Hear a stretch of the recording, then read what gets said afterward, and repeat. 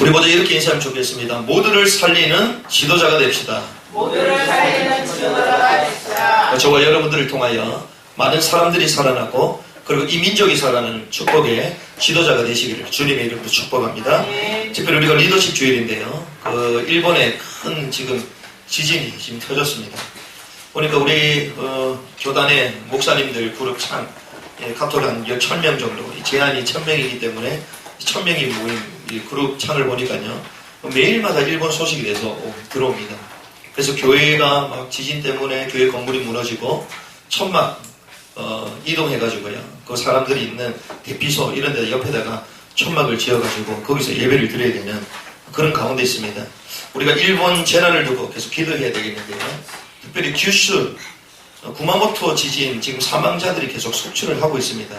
일본 규슈 가운데서도 가장 살기 좋은 고요하다라고 다른 사람들이 말하고 있는 그 지역에 지금 지진이 터졌죠. 그래서 지금 여전히 계속 여전하고, 지금 이번은 조금 다르게 큰 한 7.0, 7.5 이런 거 오고 나서 나중에 9.0대도 올 수 있다, 지금 그런 얘기를 하고 있습니다. 그래서 고베 지진, 1995년도에 고베 대지진이 일어났잖아요. 그거보다 1.4배 정도 더 큰 지진이 올 가능성이 있다, 이런 얘기들이 지금 나오고 있습니다. 그래서 우리가 일본을 두고 계속 기도해야 되는, 하나님께서 마지막 패망할지도 모르는 그 일본을 향하여 하나님의 계획을 보고 저들을 품고 기도하라는 사인일 줄 알고 기도하는 귀중한 한 주간이 되시기를 주님의 이름으로 축복합니다. 4.13 총선이 있었습니다. 20대 국회가 이제는 시작이 되겠죠. 그런데 거기에 이번에 당선된 사람들을 보니까 여자분들이 51명이고요. 그리고 최연소 이번에 당선된 당선자가 31세입니다. 30세. 청년들, 여러분들 일어나시기 바랍니다. 31살짜리가 우리를 지배하는 거예요. 쉽게 얘기하면요. 우리 이 국민들을 좌지우지하는 겁니다. 초선이 132명이죠. 처음 이번에 의원이 된 사람이에요. 그런데 재미난 사실은요, 정과를 보유한 사람이 31%입니다. 정과자가, 우리를 말하면 빨간 줄거에 있는 사람이 31명입니다. 대부분이 보면 국가보안법에 걸려있는 사람들, 아니면 경제사범 8세 뭐 이런 것들이죠. 그래서 우리가요, 지도자를 세우는 것이 참 중요하다. 어떤 지도자를 세우는 것이 참 중요하겠고요. 우리 국회의원들이 4년 동안 쓰는 돈이 몇 천조가 되더라고요. 한 1600조인가요? 1700조 정도가 됩니다. 국회의원이 4년 동안 쓰는 그 돈이 우리에게 환산하면요, 우리가 얼마씩 이 돈을 줘야 되는 것인가? 1인당 4천 몇만 원 되더라고요. 1인당 이 국회의원들에게 우리가 주는 돈이 계산을 딱 해보니까 4천만 원이 넘습니다. 그러니까 국민들이 300명 가까이 되는 이 국회의원을 세워놓고 국가가 4년 동안 지원하는 그 돈이 우리가 계산을 딱 해보면 국민 1인당 4천만 원이 넘어요. 그러면 우리가 투표하는 이 투표권이 얼마짜리입니까? 4천만 원이 넘는 겁니다. 대단한 것이죠. 어떻게 됐든지 간에 권력자들, 그리고 정치자들, 위정자들, 하나님의 손에 있기 때문에 우리가 더욱더 기도를 해야 되겠고요. 그리고 우리가 단순히 관망만 하는 것이 아니라 우리가 우리 현장 속에서 끌려다니고 그리고 지배받는 것이 아니라 정복하고 다스리는 이런 지도자의 축복을 누리는 또 한 주간이 되기를 바랍니다. 아멘. 특별히 우리가 본문을 통해서 큰 기근과 큰 어려움이 찾아와서 결국 갖고 싶지 않았던 그 애굽을 향하여 가고 있는 그 요셉의 형들, 그리고 야곱의 가족들을 우리 모습을 계속 보고 있습니다. 지난주에 양식을 애굽에서 극적으로 얻어서 집에까지 갔었죠. 그런데 이 얻어온 양식은 계속 고갈되고 있습니다. 상황은 더 어렵게 전개가 되고 있는 것이죠. 그러다 보니 자연스럽게 야곱의 가정은 계속 딜레마에 빠지는 겁니다. 1절에서부터 6절까지 우리가 말씀을 볼 수 있는데요. 우리 1절에서 2절 말씀 같이 읽겠습니다. 그 땅에 기근이 심하고 그들이 애굽에서 가져온 곡식을 다 먹음에 그 아버지가 그들에게 이르되 다시 가서 우리를 위하여 양식을 조금 사오라. 지금 일본에도 지금 지진이 터지고 나니까 일단은 돈은 있는데 이거 양식이 없는 거 아닙니까? 그래서 국수 하나를 먹으려 해도요 1시간 동안 기다려야 된답니다. 전기 공급이 잘 안 돼가지고요 뭐 전화나 카톡이나 이런 것도 잘 되지 않고 이런 연락들이 막 간혹 오는데요. 우리가 이 야곱의 가정 뭐 풍부했지만 실제로 먹을 것이 없으니까 계속 어려움이 찾아오는 것입니다. 이 계속되는 기근, 굶주림이 계속 반복이 되는 것이죠. 의식주가 딱 한 개 봉착하면요, 어떻게 된 줄 아십니까? 도덕적인 질서가 무너져요. 그렇죠. 의식주가 해결이 안 되면요, 사람이 이상해집니다. 특별히 배가 계속 고프다. 우리는 뭐 한 끼도 지금 못 참는 거 아닙니까? 산에 올라갈 때도 계속 먹어야 되고, 올라가서도 실컷 먹고 또 내려와야 되고, 이게 우리인데, 이게 굶주림 찾기가 쉽지가 않거든요. 그런데 이 야곱의 가정들이 양식을 갖고 와서 뭐 많이 먹었겠습니까? 조금씩 요절하면서 먹었겠죠. 그런데 또 양식이 떨어졌습니다. 그러니 얼마나 많은 만일과 많은 어려움들이 계속 찾아오겠습니까? 우리가 이 모습을 보면서 천재지변 앞에서는 인간은 역시 속수무책이구나. 하나님께서 이 세계를 경영하시지 않는다면 우리가 인간이 아무리 능력과 지혜가 있다 할지라도 의식주 문제 하나 해결할 수 없는 연약한 존재라는 것이죠. 그런데 특별히 야곱의 가족들은요, 부자로 살았던 가정입니다. 우리가 처음부터 어렵게 살고 검소하게 절약하면서 살았던 가정들은 어려움이 와도 사실 그 어려움이 크게 느껴지진 않거든요. 늘 어렵게 살았으니까요. 뭐 굶지 이러면서 물도 마셔도 되고 상관없습니다. 그런데요, 거부로 살다가 부자로 살다가 어려움이 찾아왔다. 그러면요, 어렵게 평소 때 살던 사람보다 더 크게 이게 힘든 게 느껴지는 거예요. 우리가 부자가 망하면 뭐 3년이 간다 그러는데요. 3년이 간들 지금 여기서 나오는 기근은요, 7년 기근이 오는 게 아닙니까? 그게 얼마나 이 야곱의 가정들이 힘들었겠냐. 그런 가운데 야곱이 애굽으로 다시 가라 이렇게 얘기합니다. 형들이 그걸 몰랐겠습니까? 다 알았죠. 애굽 가면 양식이 있으니까 우리가 먹을 양식이 없어 고통을 당하고 있는데 가서 또 사오면 되지. 사올 수 있습니다. 그런데 왜 못 가냐? 안 가냐? 이유가 있는 것이죠. 그것이 베냐민을 데리고 가야 되는 거예요. 근데 아버지는 그것도 모르고 그냥 가라는 거예요.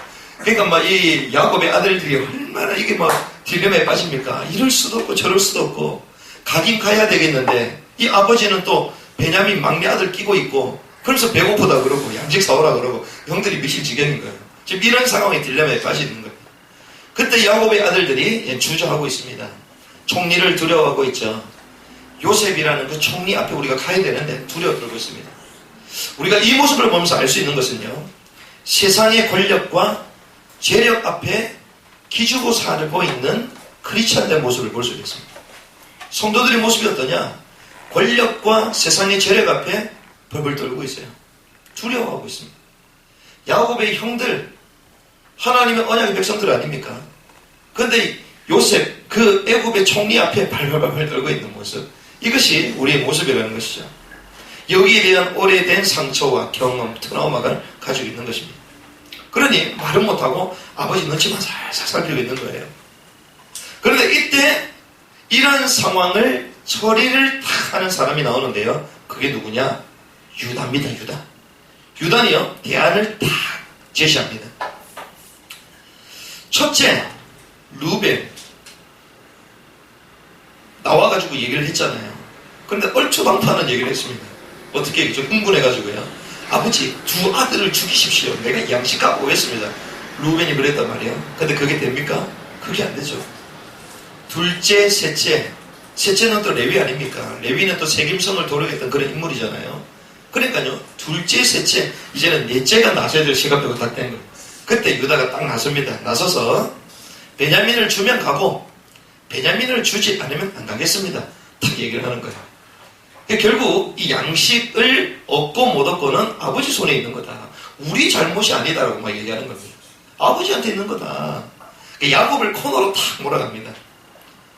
어차피 죽을 것인데, 못 먹으면 굶어서 죽을 것인데 아들이 뭐가 문제가 있느냐, 이걸 돌려서 얘기하는 거예요. 그래서 살 것이냐 죽을 것이냐 아버지 선택하십시오. 이걸 돌려서 딱 얘기하는 겁니다. 위기를 돌파하는 이 유다의 모습 우리가 딱 보고 있는데요. 야곱은 어떻습니까? 아들들을 원망합니다. 6절에 우리 같이 한번 읽어보겠습니다.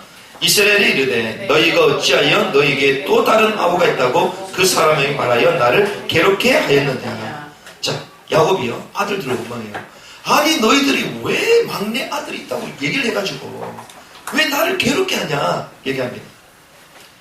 그런데 이 야곱의 모습을 보면요 우리 뭘 느낄 수 있습니까? 야곱이요 본질이 아니라 주변 문제를 가지고 화를 내고 있어요. 본질을 찾아야 되거든요. 야곱이요 정확한 본질을 알고 거기 답을 줘야 되는데요 주변 문제를 만들고 있는 모습을 볼 수가 있습니다. 왜 그렇습니까? 실상은 자신이 내려놓지 않으러 가는 것이죠. 그 본질을 해결할 수 있는 그 키가 자기 손에 있는데 자기 거를 내려놓고 싶죠. 왜? 손해보기 때문에. 자기 걸 내려놓으면 본질적인 양식 문제가 해결된단 말이에요. 그런데 이것을 내려놓지 않으려고 합니다.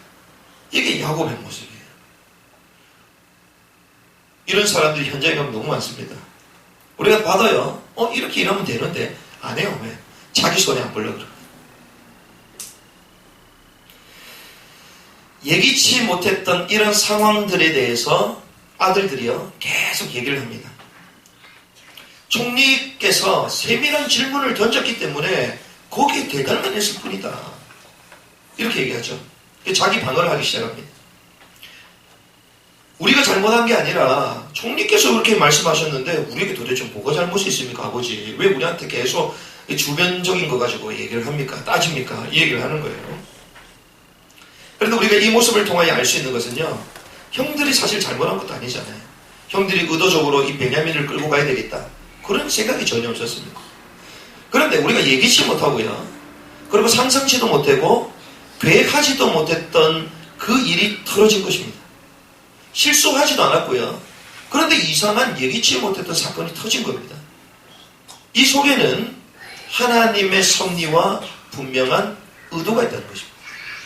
우리가 자칫 잘못하면요 누구 때문이다 이 사람 때문이고 누구 때문이다 잘못해서 그렇다 그러는데요 잘못한 것도 아닙니다. 누구 탓도 아닙니다. 그런데 이 문제가 터졌단 말이에요. 거기 뭐가 있습니까? 하나님의 섭리와 계획이 있습니다. 특별히 저와 여러분들 가운데 이 고질적인 문제들이 있습니까? 고질적으로 고통받고 있는 부분들이 있습니까? 그런데 우리가 실수해서 고통받는 것도 아닙니다. 나도 모르게 그 문제들이 계속 찾아와요. 왜 그렇죠? 하나님의 계획과 섭리가 있습니다. 그걸 찾아야 됩니다. 내게 왜 이런 문제가 계속 올까?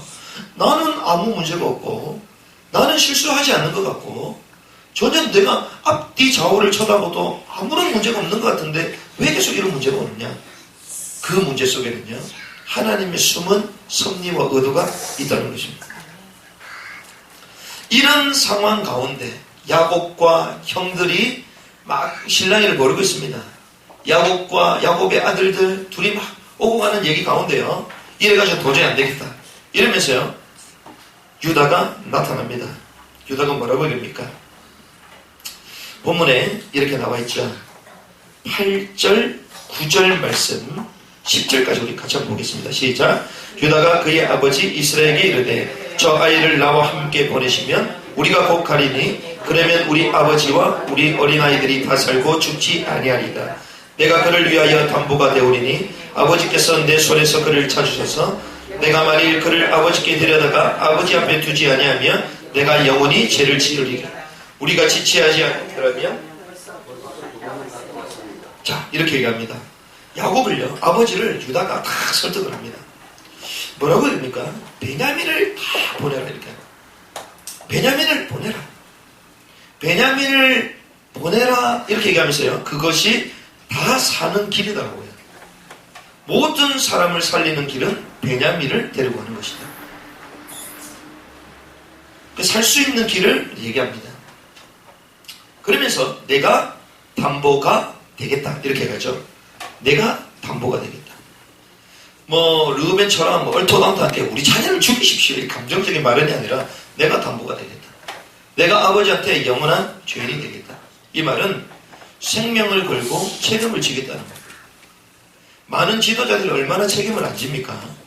그런데요 지도자는요 책임을 지는 사람입니다. 그렇죠. 손해를 보는 것입니다. 생명을 거는 것입니다. 그러면서 10절에 얘기했죠. 지체하지 않았으면 2번 다녀왔을 것이다.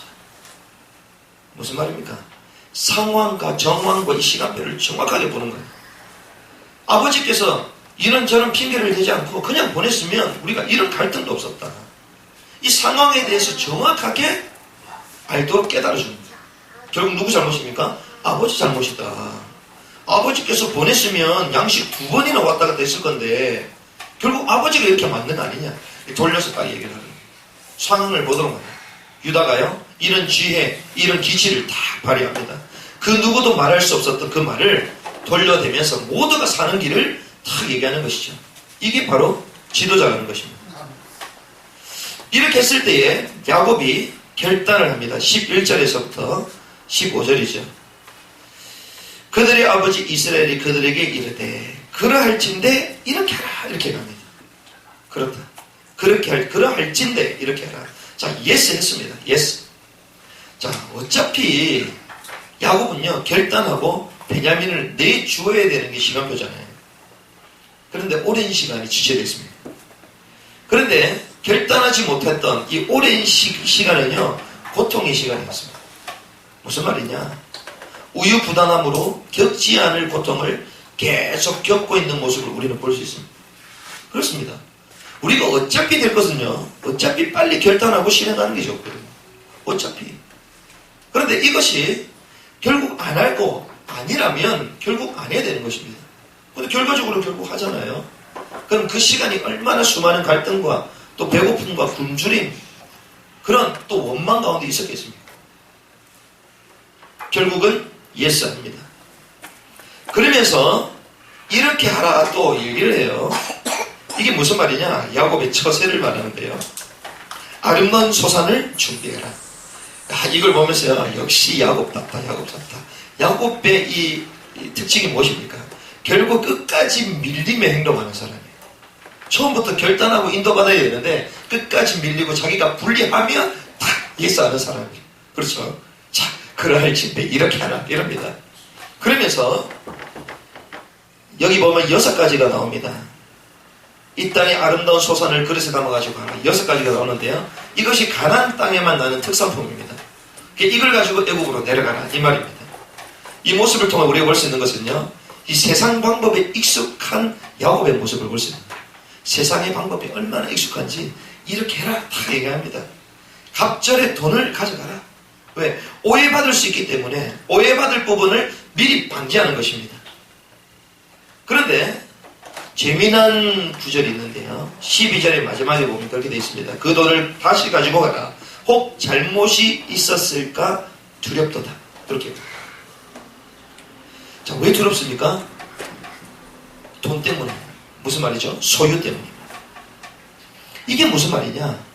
현실에 잡히면요 우리에게는 두려움이 찾아온다. 그렇습니다. 우리가 물질과 소유욕 현실에 딱 잡히면요 우리 삶의 두려움은 떠나지 않습니다. 왜? 내가 가지고 있는 이 돈이 나중에 없어지면 어떻게 되냐? 내가 가지고 있는 이 명예, 이 재산 나중에 없어지면 어떻게 되냐? 두려움이 찾아오는 거예요. 그걸 지키려고 아둥바둥 하는 거예요. 우리가 그렇거든요. 야곱이요. 왜 오해받을 수 있다. 이 돈을 빨리 갖고 가라. 이 걸리면 이게 우리에게 또 재앙이 올 수 있기 때문에 다 물질적이고요. 육신적인 것들. 현실에 사로잡히면 우리가 두려움이 찾아요. 그런데 현실이 아니라 영적인 것을 본 사람은 두려움이 아닌 평안과 소망인 줄 믿습니다. 네. 이 야곱이요. 딱 잡혀있는 모습을 볼 수가 있습니다. 그러면서 베냐민을 총리에게 데려가라. 결국 죽고 싶지 않았던 그 사랑하는 마지막 막내 아들 베냐민을 보내게 됩니다. 에서 자기 형을 만났을 때도 그랬잖아요. 가장 사랑하는 자기 가족들, 그리고 가장 아끼는 라헬, 그리고 자기 아녀 마지막에 탁 하고 있었습니다. 그런데 하나님 어떻게 했습니까? 다 보내게 했어요. 다 보내게. 오늘 본문에도요. 야곱의 이 의식주 문제, 결국 이 굶주림 때문에 기근 속에서 큰 죽음의 위기를 지금 가고 있는데요. 이런 가운데서 주님은 야곱에게 원하신 무엇이냐? 야곱 베냐민을 내려놔라는 것입니다.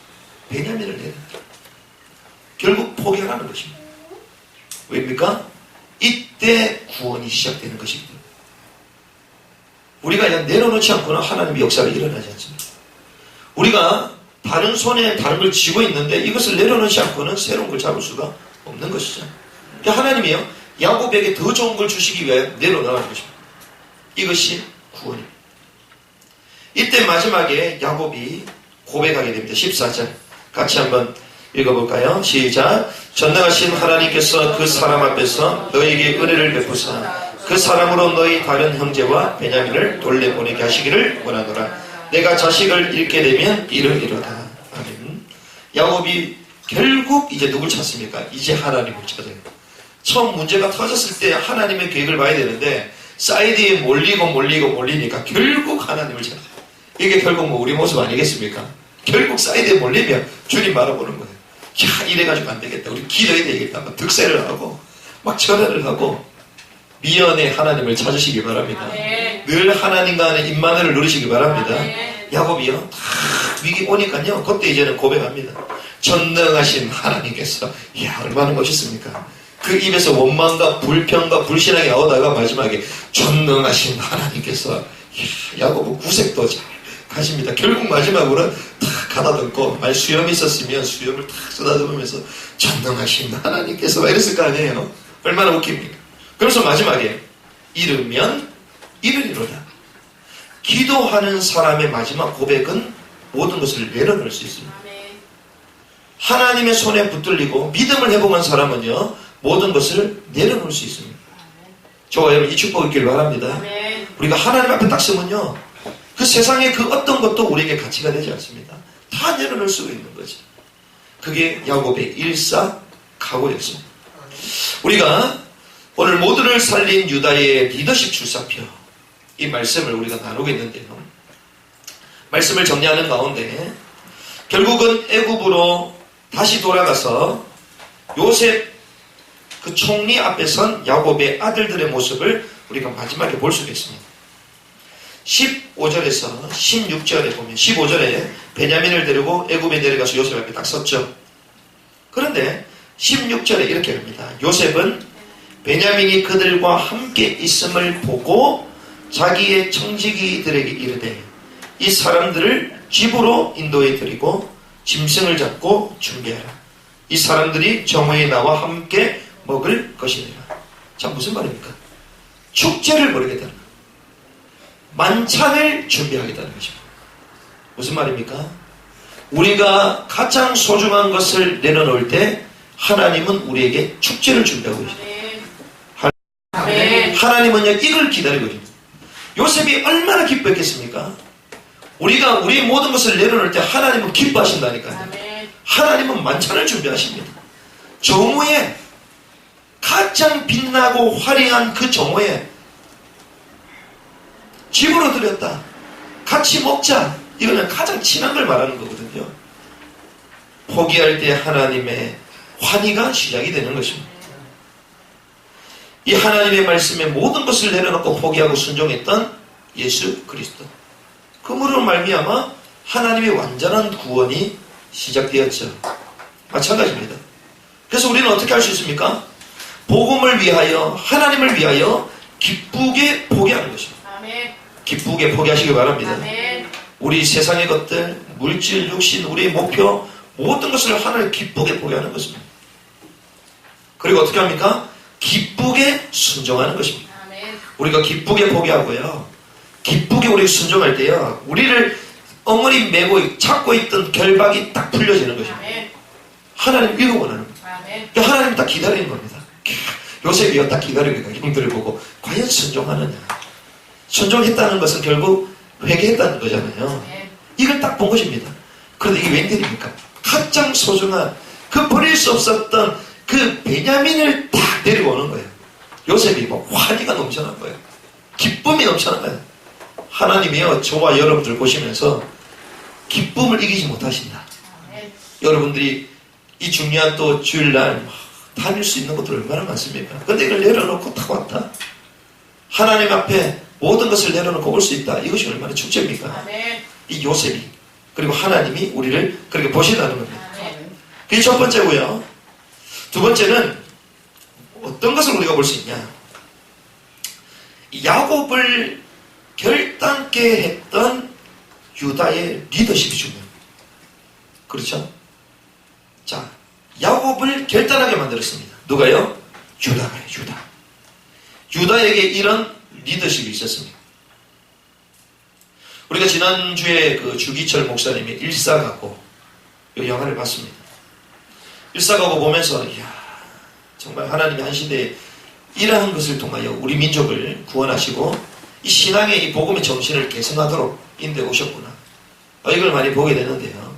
그런데 그 영화를 보면서 우리가 또 한 가지 더 볼 수 있는 것은요, 주기철 목사님을 만든 인물들이 있습니다. 그게 고당 조만식, 남강 이승훈 선생님이죠. 이분이요, 어렸을 때부터 오산학교에서부터 주기철 목사님을 교육하고 가르쳤습니다. 그래서 애국, 나라를 사랑하는 것, 그리고 하나님을 사랑하는 것, 이것을 가르쳤습니다. 그러니까 복음과 나라의 정신, 이걸 가르쳤어. 그 가르침과 그 교육 속에 주기철이라는 그 젊은 학생의 마음속에는 하나님을 사랑해야 된다. 그리고 이 신앙, 믿음이 중요하고, 그리고 이 나라가 없으면 우리는 신앙도 없어지는 것이다. 나라가 살아야 된다. 그 나라, 이게 다 가슴에 심려졌던 거죠.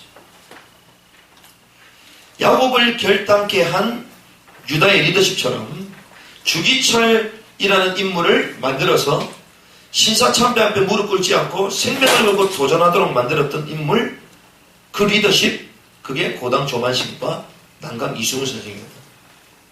우리에게 이것이 필요하다는 것입니다. 그렇구나. 우리를 만나는 모든 사람이 결단할 수 있도록, 우리를 만나는 사람이 복음으로 돌아올 수 있도록, 우리를 만나는 사람이 나라를 사랑하고 이 민족에 위하여 진정한 이바지할 수 있는 사람으로 키워내야 된다는 거예요. 그 리더십이 우리에게 필요한 것입니다. 지금 한국 사회와 교회 문제가 무엇입니까? 리더십의 부재입니다. 올바른 지도자가 없어요. 전부 다 서로를 비판하고 그 권력의 자리에 서기 위하여 서로 암투를 벌이고, 그게 모습입니다. 배울 사람이 없습니다. 배울 사람이 없어요. 조금 그럴듯한 사람들은 전부 다 사상의 이념에 또 노예가 돼가지고요, 복음 아닌 다른 인본주의 또 사고를 또 전달하고 있고요. 본질이 아닌 현상에만 막 집착합니다. 야곱이요, 본질을 봐야 되는데 현상에만 집착했잖아요. 지금 한국의 뭐 지도자라는 사람들 전부 다 현상만 보고 있습니다. 현상만. 본질을 봐야 되거든요. 이 민족의 사회가 왜 이렇게 흔들리고 있느냐 봐야 됩니다. 오늘 오후에 특별히 좀 중요한 말씀을, 이념에 대한 메시지를 제가 좀 나눌 건데요. 복음 아닌 다른 것들이 계속 옵니다. 그런데 현상적으로만 너희들에게 막 복지를 해주고 국민들을 뭐 도와준다는 이런 제스처만 취하고요, 실제로는 영혼과 정신을 다 뺏어가 버리는 이런 현상 가운데 있습니다. 우리는요, 영적 사실을 보고 올바른 판단과 올바른 결단을 할 수 있도록 촉구하는 현장의 지도자를 되어야 됩니다. 복음을 선택하도록 만들고요, 그리고 영적 사실을 보도록 눈을 열어줘야 되겠고요, 그리고 미래와 시대의 흐름을 보면서 그 시대를 이끌어가는 지도자로 세울 수 있는 그 리더십이 우리에게 필요한 것입니다. 그래서 마지막으로 우리는 리더가 될 것이냐, 유다처럼 그 난간을 극복하고 위기를 돌파하는 유다가 될 것이냐, 아니면 아버지의 그 감정과 그 마음과 그리고 여러 가지 현실을 보고 눈치만 보고 있는 그 다른 형들과 같은 그런 인생이 될 것이냐. 저와 여러분들 눈치를 보는 게 아니라 사람을 살리는 영적 리더가 되시길 바랍니다. 그게 뭐 고민하고요, 분위기에 막 휩쓸려가는 것이 아니라요, 새로운 흐름을 만드는 영적 지도자, 전도자의 축복이 한 주간에 있기를 주님의 이름으로 축복합니다. 우리 주신 말씀 붙들고 한번 합심으로 기도해 주겠습니다. 모두를 살린 유다의 리더십, 하나님 우리에게 회복되게 하여 주시옵소서. 위기를 돌파하는 하나님, 나의 생명을 담보로 내 인생의 책임을 남한테 지지 아니하고 책임을 지고, 하나님 내가 이 현실을 극복하겠습니다. 이 시대를 바꿔가겠습니다. 나의 현장을 바꾸겠습니다. 하나님 원하신 영적 지도자의 삶을 살 수 있도록 주님 인도하여 주시옵소서. 합심하여 기도